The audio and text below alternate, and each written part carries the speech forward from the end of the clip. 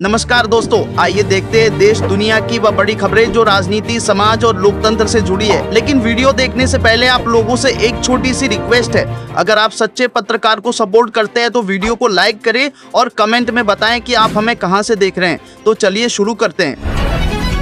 पाकिस्तान का अचानक अफगानिस्तान पर हमला, बमबारी से दहल उठा काबुल, 400 लोगों की हुई दर्दनाक मौत। पाकिस्तान और अफगानिस्तान के बीच जंग जारी है। दोनों देशों के बीच बात इतनी बढ़ चुकी है कि दोनों देश एक दूसरे पर खूब बम बरसा रहे हैं। इस बीच पाकिस्तान ने बीती रात को अफगानिस्तान के कबूल में एक हॉस्पिटल में बड़ी एयर स्ट्राइक की है, जिससे अफगानिस्तान में लाशें ही लाशें बिछ गई हैं। जिसमें तालिबान के प्रवक्ता ने बताया कि काबुल के नशा केंद्र वाले अस्पताल पर पाकिस्तानी हवाई हमले में कम से कम 400 लोग मारे गए हैं और लगभग 250 घायल हुए हैं।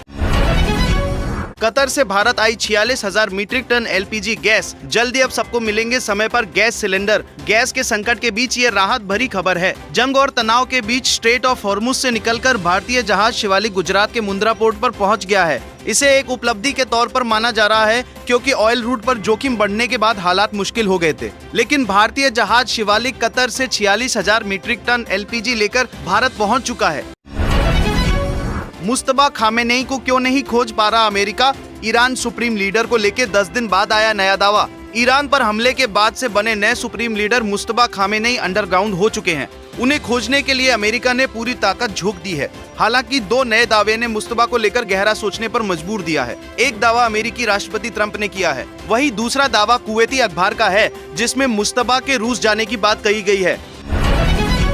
अगर ऐसा हुआ तो पूरे मिडिल ईस्ट को उड़ा देगा ईरान। ट्रंप ने आखिर क्यों कही ये बात? ट्रंप ने दावा किया कि अमेरिका ने ईरान के नेतृत्व की 2 परतों को पूरी तरह खत्म कर दिया है और तीसरी परत भी साफ हो चुकी है। राष्ट्रपति ट्रंप के अनुसार ईरान के पास अब ना तो नौसेना बची है, ना वायुसेना और ना ही एंटी एयरक्राफ्ट हथियार। ट्रंप ने ईरान के खिलाफ हमलों को दुनिया की सुरक्षा के लिए जरूरी बताया। उन्होंने कहा, अगर ऐसा ना करते तो ईरान मिडिल ईस्ट को भारी नुकसान पहुंचा सकता था। सरकारी शिक्षक कर्मचारियों को सरकार ने दिया तोहफा। ग्रेच्युटी राशि 20 से बढ़ाकर हुई 25 लाख। यूपी सरकार ने प्रदेश के 4500 से अधिक अशासकीय सहायता प्राप्त एडेड माध्यमिक विद्यालयों के 1.25 लाख से अधिक शिक्षकों व कर्मचारियों को बड़ा तोहफा दिया है। उनकी ग्रेच्युटी राशि 20 लाख से बढ़ाकर 25 लाख तक किए जाने का निर्णय लिया गया है। सीएम योगी 90,000 लोगों के बैंक खाते में आज भेजेंगे 900 करोड़। नई योजना का हो रहा शुभारंभ। उत्तर प्रदेश के मुख्यमंत्री योगी आदित्यनाथ आज प्रधानमंत्री आवास योजना शहरी 2.0 के तहत प्रदेश के विकास और गरीबों के कल्याण की दिशा में एक बड़ा कदम उठाने जा रहे हैं। सोमवार को राजधानी के इंदिरा गांधी प्रतिष्ठान में आयोजित होने वाले एक विशेष समारोह में मुख्यमंत्री प्रदेश के 90,000 शहरी लाभार्थियों को आवास निर्माण की पहली किस्त के रूप में 900 करोड़ रुपए की धनराशि सीधे उनके बैंक खातों में ट्रांसफर करेंगे। ओडिशा में हुआ खेला। कांग्रेस और बीजेडी के 5 विधायकों ने बीजेपी समर्थित उम्मीदवार को दिया वोट। ओडिशा में राज्यसभा चुनाव के लिए हुए मतदान में 5 कांग्रेस और बीजेडी विधायकों ने भाजपा समर्थक उम्मीदवार के पक्ष में मतदान किया है। पूर्व मुख्यमंत्री नवीन पटनायक ने इस पर अपनी नाराजगी जताते हुए कहा कि उन्हें इस बात का अंदाजा था कि भाजपा हॉर्स ट्रेडिंग करेगी। देश में 8वें वेतन आयोग को लेकर चर्चा तेज हो गई है और केंद्रीय कर्मचारियों को वेतन व पेंशन बढ़ने की उम्मीद है। इसी बीच एक और बड़ा वर्ग सरकारी बैंकों के रिटायर कर्मचारी भी अपनी पुरानी मांग को लेकर आवाज उठा रहा है। इन पेंशन्स का कहना है कि जहां सरकारी कर्मचारियों की सैलरी और पेंशन समय समय पर संशोधित होती रहती है, वहीं बैंक से रिटायर लोगों की बेसिक पेंशन करीब 3 दशकों से अपडेट नहीं हुई है।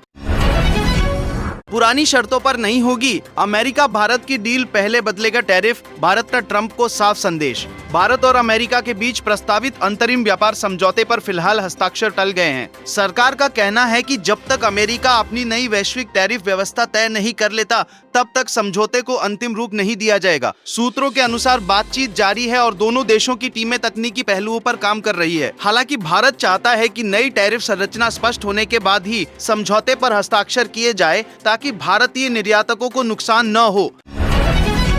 ईरान अमेरिका जंग की आंच आई भारतीय सैनिकों पर, आखिर किसने किया हमला? ईरान और अमेरिका के बीच जारी युद्ध की आग अब लेबनान में भी और तेज होती दिख रही है। इजराइल ने ईरान समर्थक हिजबुल्लाह के खिलाफ अपने हमले बढ़ा दिए, लेकिन इस पूरे टकराव के बीच अब एक नया खतरा सामने आया है। संयुक्त राष्ट्र की शांति सेना पर हमला हुआ है। इस घटना ने इसलिए भी चिंता बढ़ा दी है क्योंकि इस मिशन में भारत के 642 सैनिक तैनात है। यानी लेबनान में बढ़ती हिंसा का असर अब सीधे भारतीय जवानों की सुरक्षा से भी जुड़ गया है। एलपीजी किल्लत के बीच अब दूध के संकट की आहट। डेयरी मालिकों ने कहा सिर्फ 10 दिन का बचा है पैकिंग का स्टॉक। गैस की किल्लत ने केवल पैकेजिंग ही नहीं बल्कि दूध की मांग को भी प्रभावित किया है। होटल, रेस्टोरेंट और थोक ग्राहकों ने दूध के ऑर्डर कम कर दिए हैं। चेंबूर स्थित सुरेश डेयरी के मैनेजर शारिफ शेख ने कहा है कि अगर अगले 10 दिनों में स्थिति नहीं सुधरी तो पूरा डेयरी उद्योग एक बड़े संकट में फंस सकता है। सारी हदें पार हो गई, क्यों ईरान को तबाह होते देखना चाहते हैं पड़ोसी मुस्लिम देश। अमेरिका के हमले के बाद भड़का ईरान अपने ही पड़ोसी खाड़ी देशों को निशाना बना रहा है। इस पर खाड़ी देशों ने अमेरिका से कहा है कि उसका अभियान इतना तेज होना चाहिए कि ईरान कमजोर हो जाए। हालांकि इस युद्ध में सीधे तौर पर कोई भी देश शामिल नहीं होना चाहता। रॉयटर्स की रिपोर्ट के मुताबिक खाड़ी देशों को डर है कि ईरान उनके तेल के ठिकानों, पोर्ट्स और समुद्री रास्तों को निशाना बना सकता है। ऐसे में उनके पास अमेरिका की ओर देखने के अलावा कोई विकल्प ही नहीं है। महिला विरोधी कदम, बंगाल में चुनाव आयोग ने मुख्य सचिव और गृह सचिव को हटाया तो भड़की ममता बनर्जी। पश्चिम बंगाल में होने वाले विधानसभा चुनावों की तारीखों की घोषणा के बाद भारतीय चुनाव आयोग ने रविवार को राज्य की मुख्य सचिव नंदिनी चक्रवर्ती और गृह सचिव जगदेश प्रसाद मीना को पद से हटा दिया। राज्य के शीर्ष नौकरशाहों और पुलिस अधिकारियों के फेरबदल को लेकर पश्चिम बंगाल के मुख्यमंत्री ममता बनर्जी ने सोमवार को राजधानी कोलकाता में आयोजित एक रैली के दौरान चुनाव आयोग पर तीखा हमला किया। मुझ पे ना गिराना, नोरा फतेही के गाने ने बेशर्मी की हदें लांघी, लोग बोले गाने को करो बैन। पिछले दिनों बादशाह ने अपने तातीरी गाने में घटिया लिरिक्स लिखा तो लोगों ने उन्हें लाइन हाजिर कर दिया। FIR हुआ सो अलग। ताजा मामला Kannada film KD the devil का है, जिसमें नोरा फतेह और संजय दत्त फीचर हुए हैं। इस गाने के लिरिक्स इतने गंदे हैं कि सुनने वाले को शर्म आ जाए, इसलिए लोग इस गाने पर बैन लगाने की मांग करने लगे हैं।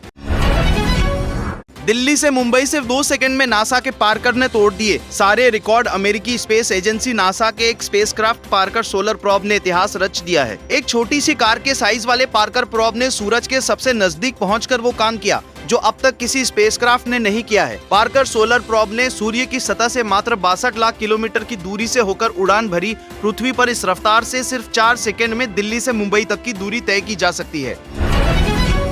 दोस्तों आज के लिए इतना ही। अगर वीडियो इन्फॉर्मेटिव लगी हो तो वीडियो को लाइक करें और कमेंट में अपनी राय जरूर दें और शेयर करें।